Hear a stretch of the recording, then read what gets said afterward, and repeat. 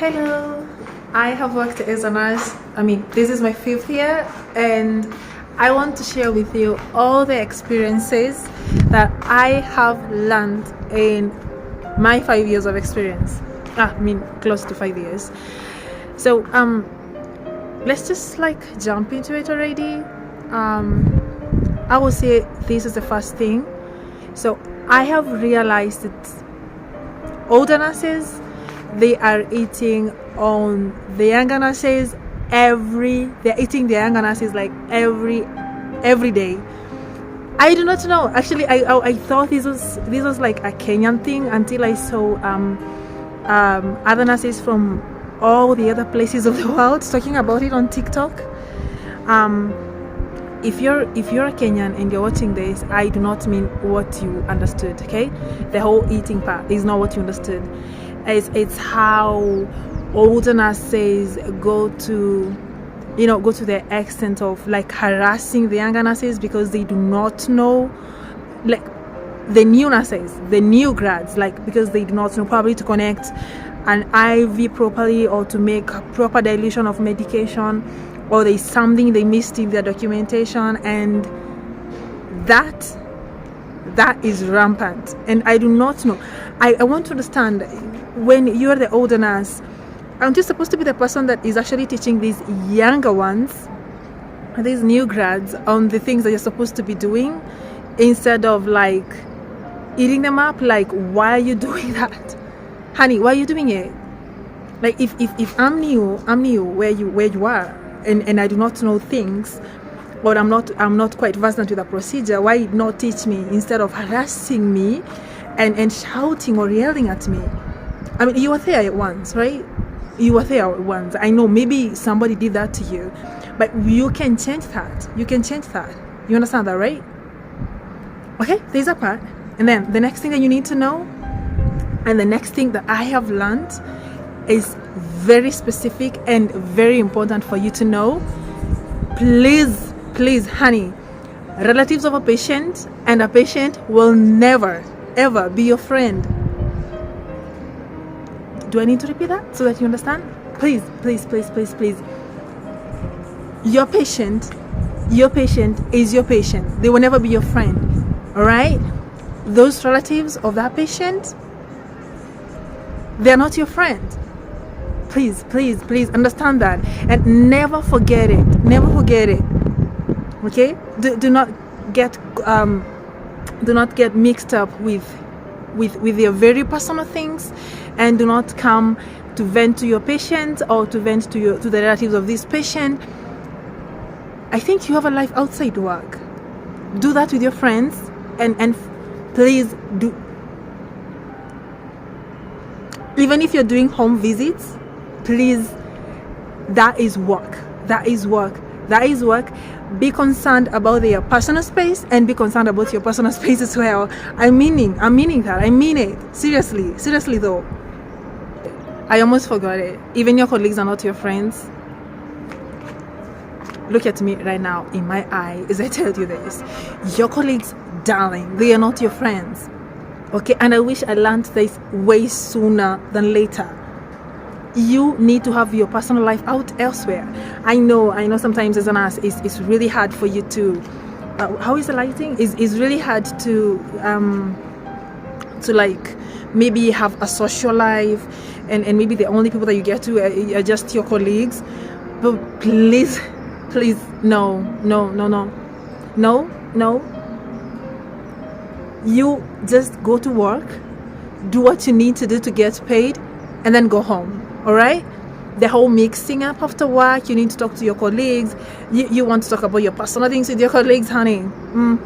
Chill, okay? Just chill. All right? Call your family or something. Talk to your family. But your colleagues, your patients, the relatives of those patients, they will never, ever be your friends. I know sometimes you might get somebody that is a colleague and they can be your friend. You have to be really sure that they're your friend, alright? But you can trust this person. Otherwise, get your pay and go home. Okay? Please.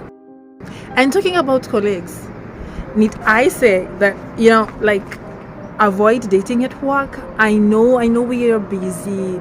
Nurses are so busy. We probably do not have a social life. Just please do not date it. If you can avoid dating at work, sexual relations with your colleagues, that would be a good place to be. Please just avoid that. You do not want the drama of work. How nursing is already as hard as it is already, and you start this whole thing with your colleague or your supervisor, and things get out of hand. Things maybe don't go so well, or maybe they go so well, people are talking about you at work, or they don't go so well, so you start having already, it's already hard working, so you're already like adding more salt to the injury. So you're stressed about work, you're stressed about now going to work again because there's this person that you've had this bad falling out with again. Dude, I had a terrible experience with that, and if I'm telling you this, is because I would not like for you to go through that, right? If you can find someone that you do not work with, like anywhere, please, outside work, honey, please just do it, okay? There are so many places to find men or women. Just, it doesn't have to be where you work, okay? It doesn't have to be where you work. Just go whatever you need to find someone, find them there. Just work. No, honey, no, do not say that I didn't tell you this, okay? Don't say that I didn't tell you this. Now, please be punctual at work, and be that person that is dependable. Be that person that when you're at work, things flow, okay?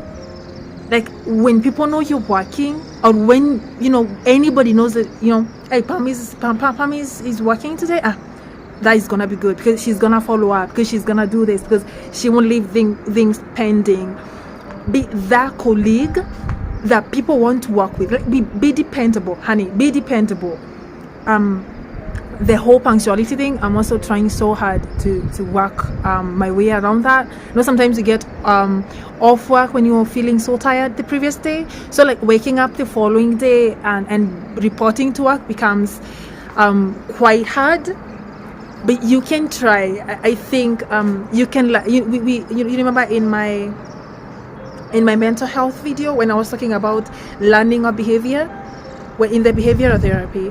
So you probably learned to be late, or to report to work late. You can actually unlearn that. You can start waking up way earlier, so that you help yourself get to work way earlier.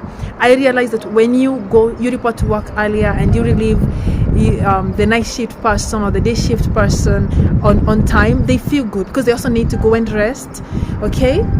And then the whole part of being dependable, just complete your tasks. I know nursing is a handing over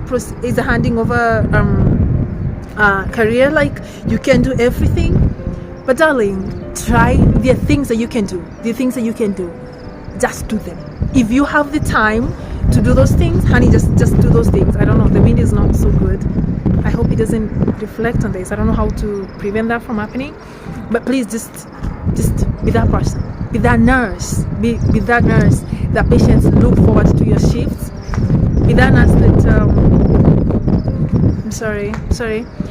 be that nurse that colleagues love when you're working. In Kenya tunasema usikue mtu wa kuuma mzizi. Cheki kuna mtu anaingia shift and then you don't see them again. They came, they did their part of the procedure, and then they left. It's not even fun to work with these people. You get it? So be that kind of a person. Be the kind of person that people want to work with. I don't want to repeat myself so much. The wind is not even allowing me to. Oh God. You see your bosses? They're not your friends. Did you get that? Your bosses are not your friends. They will never be your friends.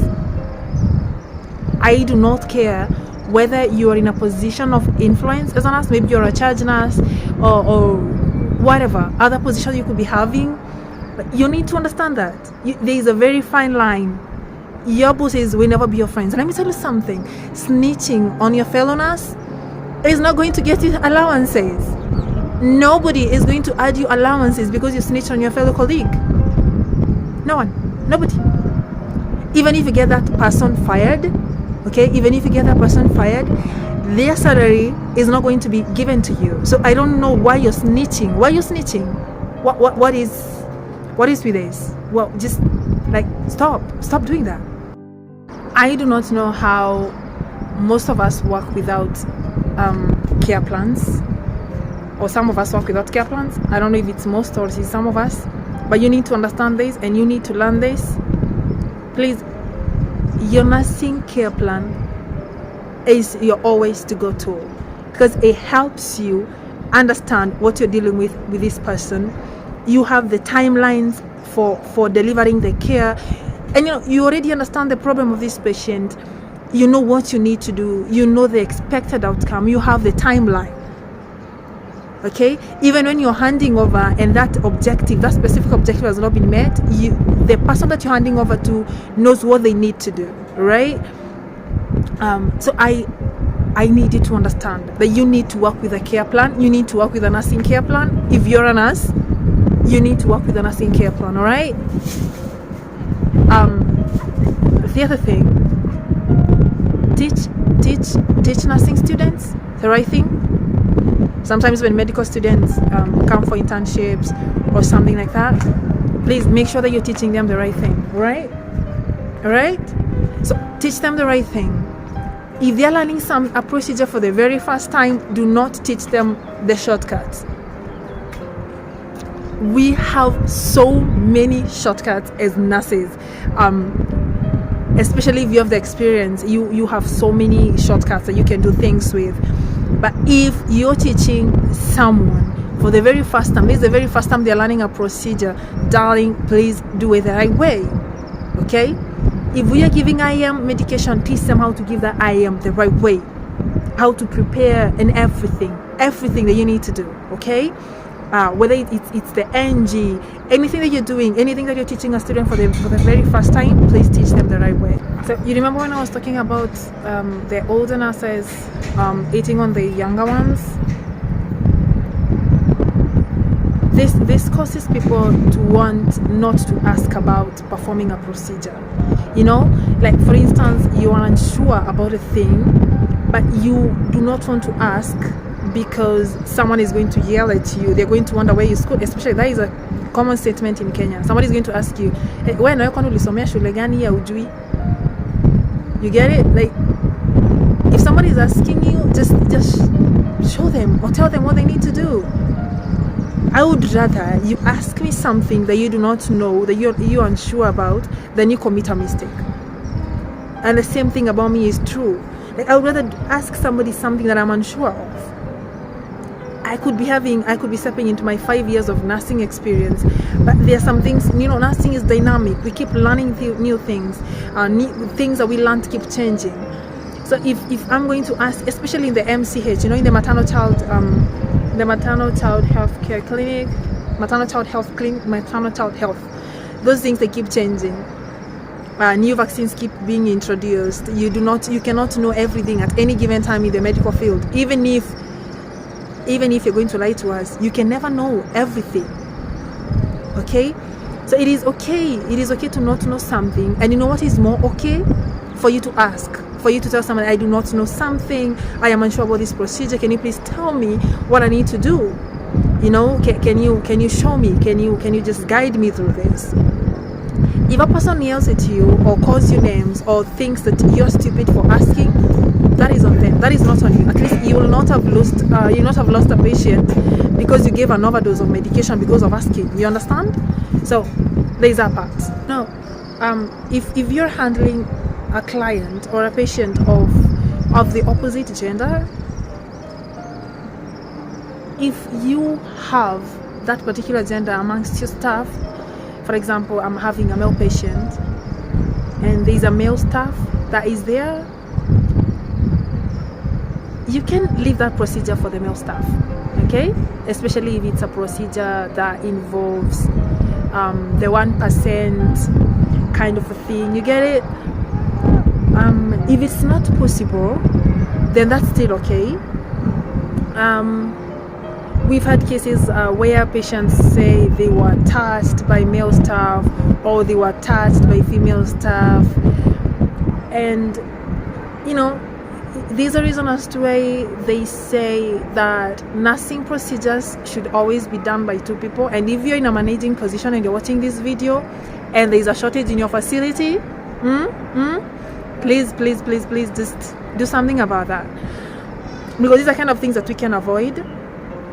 So if you know, you should just do a procedure when it's just the 2 of you, okay? Especially if you learn that a patient can be difficult or a client is difficult, avoid attending to these patients alone, because you know that the patient is always right. That is a thing, and it's really a thing that they put into consideration, especially when you're reported by a patient for such kind of things. So I would advise that you do just make sure it is the 2 of you, or if you can delegate. For example, catheterizations, some patients are going to make you really uncomfortable if you're going to catheterize them. You can call a male nurse to step in, or you can just do this procedure as the 2 of you, to avoid so many issues. Finally, nursing is so dynamic. I've talked about that. It is good to keep up with the trends in nursing. Probably what you learned in school 6 years ago or 10 years ago, there's something that you learned there about probably managing something. They have come in with new guidelines about that particular thing that you learned and you do not know. Please just try and keep up with the trends in nursing. It's so dynamic. You need to go back to school. If you can go back to school, please try and read. Please use books. Books are really important. Keep looking at those trends in Google. Try to be up to date with those trends. All right. Otherwise, I hope you learned something today, and I'm truly hopeful that I see you in my next video. Ciao.